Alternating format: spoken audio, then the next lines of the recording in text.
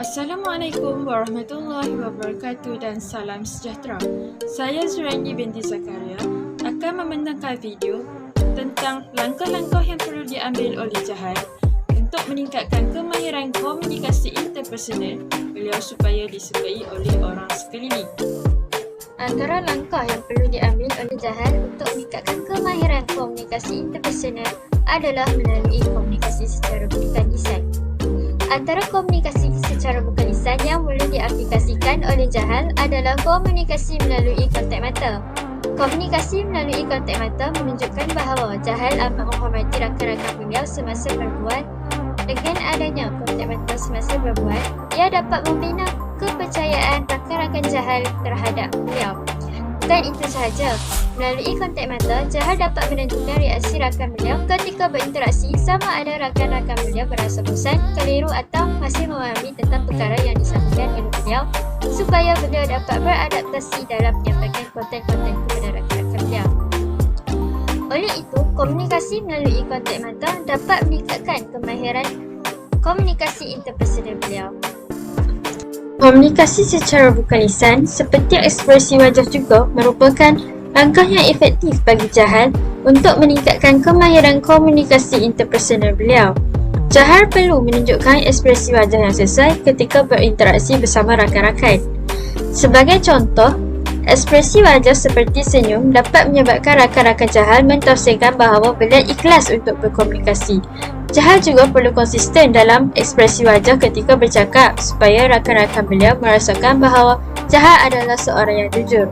Oleh itu, ekspresi wajah sahaja bukan memantapkan lagi komunikasi secara lisan, tetapi sekaligus dapat meningkatkan kemahiran komunikasi interpersonal Jahal. Seterusnya, langkah yang Jahal boleh ambil bagi meningkatkan kemahiran komunikasi interpersonal ialah melalui sentuhan. Sebagai contoh, Jahal boleh berjabat tangan semasa bertemu dengan rakan-rakan beliau. Hal ini dapat menunjukkan bahawa Jahal seorang yang mesra bersama orang sekeliling. Bukan itu sahaja, komunikasi melalui sentuhan kadang-kadang dapat meredakan emosi seseorang. Sebagai contoh, Jahal menepuk belakang rakan beliau perlahan-lahan semasa menenangkan rakan beliau ketika menangis sebagai tanda sokongan sosial kepada rakan Jahal. Dengan komunikasi melalui sentuhan, Jahal dapat meningkatkan kemahiran komunikasi interpersonal beliau. Seterusnya, orang sekeliling akan mula merasa selesa untuk berinteraksi dengan Jahal. Akhir sekali, langkah lain yang boleh dilakukan oleh Jahal adalah kemahiran mendengar dalam konteks komunikasi interpersonal. Kemahiran mendengar secara empati boleh diaplikasikan oleh Jahal dalam berkomunikasi dengan rakan-rakan. Hal ini dapat membantu Jahal dalam memahami perkara yang diperkatakan oleh rakan beliau serta cuba merasakan perasaan rakan-rakan beliau ketika berbual. Bukan itu sahaja, jika Jahal mendengar secara empati kerana mahu melihat sesuatu mesej yang disampaikan daripada perspektif rakan beliau, ianya dapat membuka pemikiran Jahal sendiri dalam nilai mesej yang disampaikan. Bukan sahaja mendengar secara empati, tetapi Jahal perlu mendengar secara kritikal. Jahal perlu memberi perhatian kepada perkara yang disampaikan oleh rakan beliau sama ada mesej yang disampaikan adalah masuk akal ataupun tidak.